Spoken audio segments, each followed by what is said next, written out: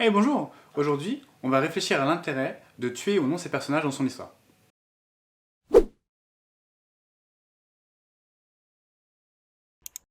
Si tu me suis sur Instagram, tu dois savoir que tuer les personnages, c'est pour moi un kiff. Un gros kiff. Attention YouTube, je parle bien de tuer des personnages de fiction. C'est-à-dire que si je voulais tuer des vrais personnages, bah en fait, je le dirais pas ici. Je suis pas con. Là, je parle pas de la vraie vie, je parle des œuvres fictives. Et moi, il y a un élément que j'adore dans les œuvres fictives, c'est la violence. Parce qu'en fait, je trouve que la violence, ça permet de rajouter du réalisme à l'histoire. Et en plus de ça, si la douleur et le sentiment de souffrance est bien fait, en fait, ça peut aider le lecteur à être encore plus immergé dans l'histoire et encore plus impliqué. Et ça, c'est vraiment cool. Bon, avant d'aller plus loin, je veux dire que je ne prône ni le fait de tuer des personnages, ni le fait de ne pas le faire dans ces histoires. C'est ni bien ni mal. Si ton histoire le justifie, bah en fait alors fais-le, fais-toi plaisir, tue des personnages.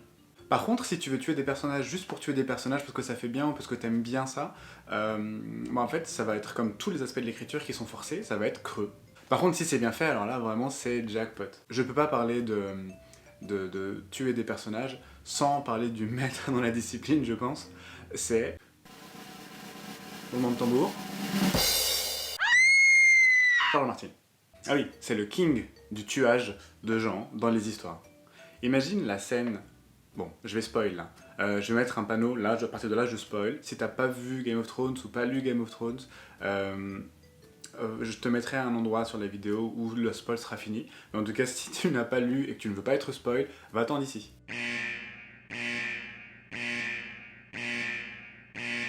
Bon, on est entre nous. Du coup, t'imagines, bon, sans parler de la lecture, juste pour la série. Mais ça a le même impact, encore plus fort, je pense, parce qu'on s'identifie encore plus au personnage et on le kiffe encore plus dans les livres, Ned Stark. Mais dans la série, du coup, on l'aime bien et on pense même que c'est le personnage principal de l'histoire. Et ben en fait, le gars, il se fait buter. Repense à cette scène.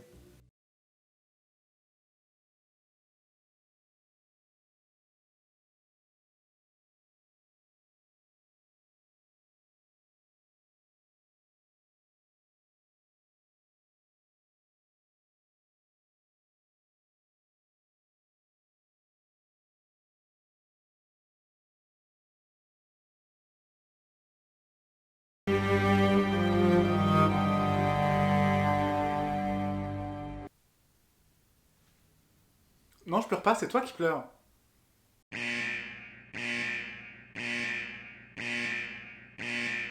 Donc ouais, donc ça a un gros impact quand même. Alors parfois ça arrive que des écrivains créent exprès des personnages en trop ou en rab pour pouvoir les tuer.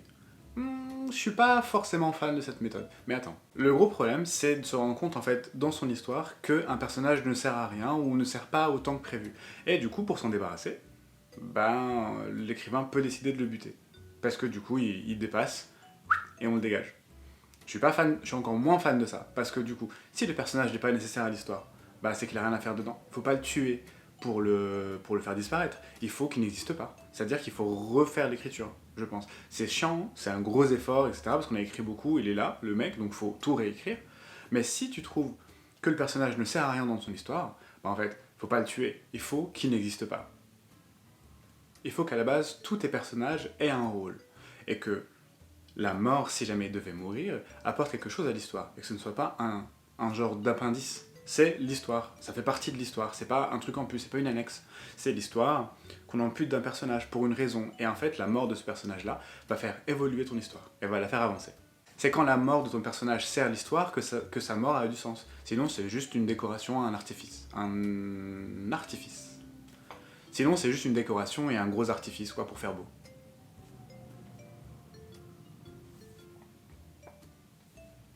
Bon, du coup, je reviens sur ce que je disais. Attention, on peut très bien créer des personnages uniquement dans le but de les tuer. Mais si on fait ça, il faut que ce soit cohérent avec l'histoire. Il faut que le personnage soit nécessaire à l'histoire et aussi que sa mort apporte l'histoire, comme je te dis. Par exemple, dans mon roman actuel, il y a deux personnages qui meurent, pour l'instant. Il y en a un qui meurt et en fait sa mort va avoir un gros impact sur l'évolution de l'intrigue principale et de l'histoire. Et il y en a un autre qui va mourir et sa mort va avoir un impact sur un arc narratif d'un des personnages. Donc en fait, les deux morts servent aussi bien l'histoire en gros que pour l'autre, ben, l'histoire d'un personnage. va avoir des conséquences sur lui. Donc les deux morts sont nécessaires. Et pour le coup, je le savais depuis le début que les deux allaient mourir, donc je les ai créés en sachant ça. Ils sont dispensables. Non. Ils sont indispensables à l'histoire, et leur mort est inévitable pour faire avancer l'histoire et avancer le personnage pour l'un.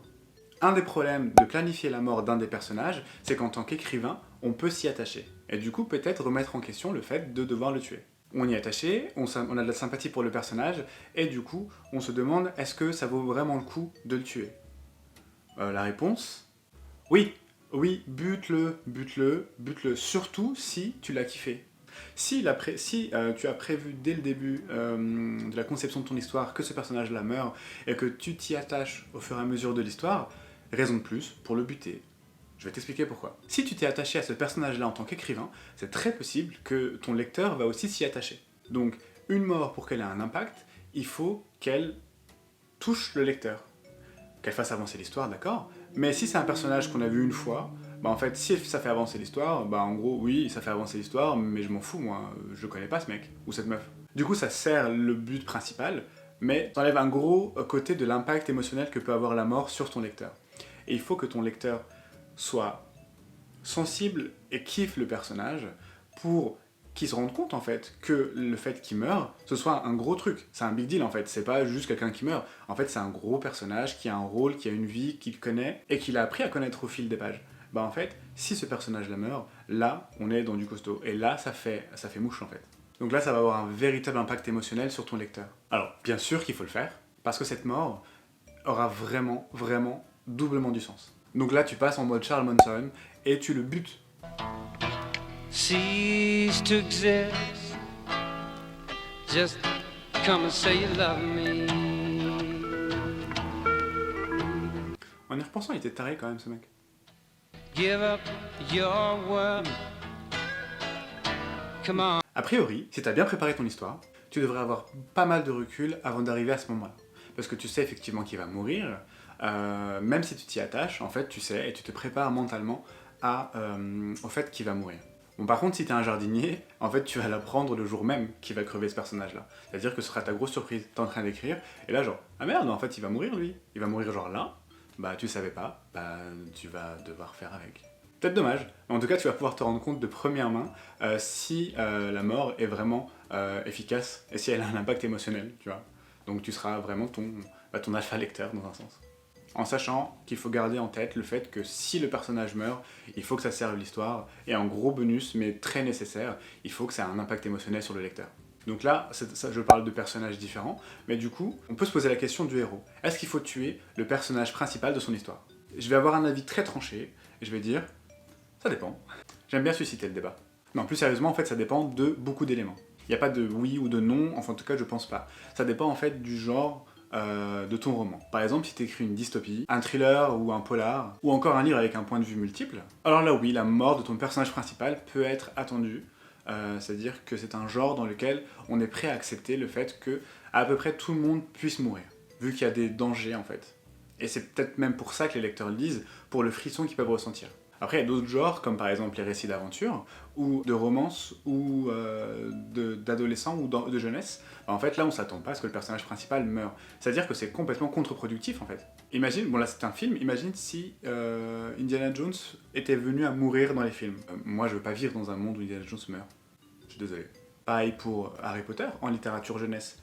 Bah si il était venu à mourir à la fin, bah en fait, ça aurait complètement casser le propos, tout ce message d'amour et de sens de relation, d'espoir, etc., véhiculé à travers les livres. Donc là, encore une fois, ça dépend de ce que tu veux véhiculer et transmettre comme idée et message à ton lecteur. Si tu veux transmettre des messages de courage, de réussite, d'amour, d'espoir, ben en fait, il faut vraiment pas tuer ton personnage parce que ça dessert complètement le propos. Et c'est clairement se tirer une balle dans le pied. Parce que là, du coup, ça va complètement annuler ton propos et ton message et la portée de ton histoire.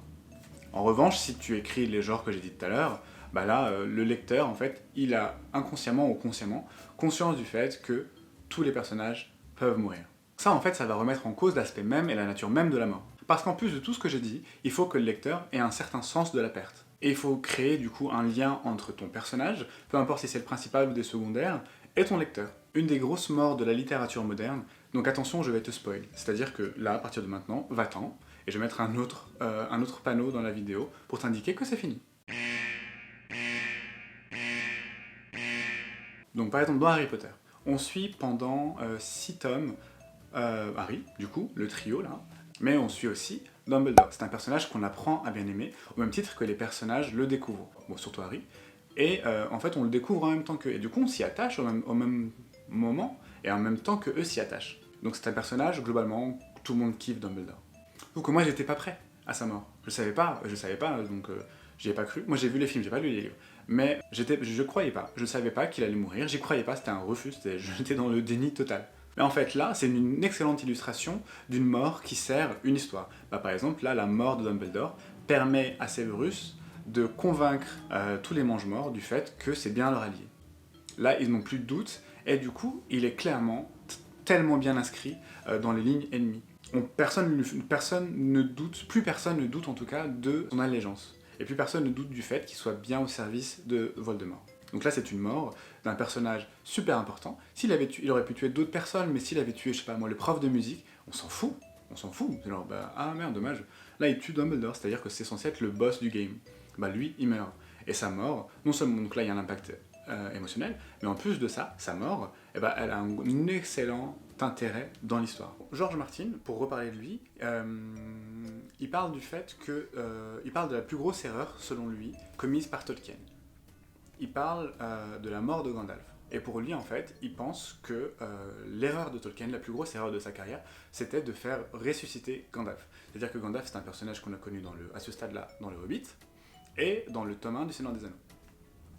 Et c'est un personnage très populaire. À la sortie du livre dans les années 50, ça a tellement bien marché qu'il y avait, bon en Amérique, pas en Angleterre, il y avait des pins Gandalf président, il y avait des fan clubs de Gandalf, au même titre que des fan clubs du Seigneur des Anneaux, mais Gandalf c'était le personnage principal. On s'en foutait d'Aragorn, on s'en foutait un peu de Frodon, mais pas de Gandalf. Gandalf, personne s'en fout, je pense, personne n'y est insensible.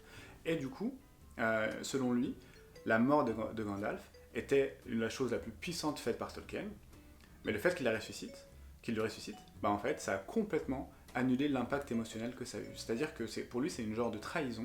Donc en fait, pour lui, ça dénature complètement l'impact qu'a eu cette mort.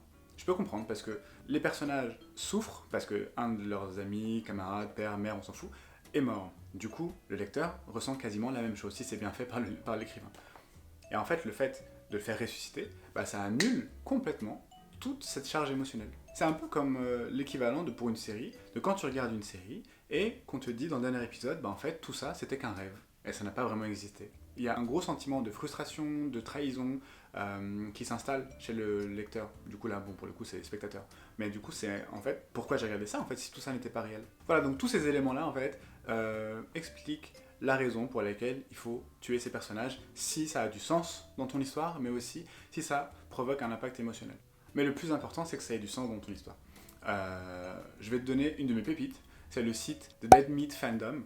C'est un site internet dans lequel, en fait, il y a une grosse base de données de films et de séries aussi, dans lesquelles on recense en fait le nombre de morts par film, mais aussi avec une description du film et de la mort. C'est-à-dire qu'on te décrit comment la mort est faite. Donc s'il a été poignardé, si c'était par une explosion, si c'était avec des armes blanches, peu importe. En fait, on te décrit comment c'est fait et aussi on t'explique l'impact que ça a. C'est vraiment génial, c'est une pépite. Et franchement, quand ça va pas trop, c'est comme ça. Ça remonte le moral, c'est génial. Si ça t'intéresse, je vais sûrement faire une vidéo sur les différentes méthodes pour tuer ces personnages et la façon de les écrire. Parce que là, du coup, on parle de théorie, de l'importance de tuer ces personnages. Mais là, en fait, on va parler concrètement de la façon de les tuer, les façons les plus spectaculaires et aussi les façons d'écrire ces morts-là. Donc si ça t'intéresse, n'hésite pas à me le dire en commentaire, comme ça je serai sûr de la faire. Donc n'hésite pas à m'en faire part. J'espère que ça t'a plu. N'hésite pas à me dire s'il y a des aspects qui sont clairs, qui sont pas clairs. Comme ça je répondrai dans les commentaires. Si ça t'intéresse d'en apprendre un peu plus, n'hésite pas à me suivre sur les réseaux sociaux, notamment sur Instagram où je suis très très présent. Je te mets le lien dans la description de la légende. J'espère que ça t'a aidé, j'espère que ça t'a convaincu sur l'importance de tuer ces personnages si tu étais un peu réticent. Et si tu ne l'étais pas, bah en fait de pas tuer n'importe qui et de prendre conscience de l'importance de tuer certains personnages et pas d'autres et les conséquences que ça va avoir sur ton histoire. Voilà, en tout cas moi je te souhaite un bon week-end, une bonne lecture, une bonne écriture et à vendredi.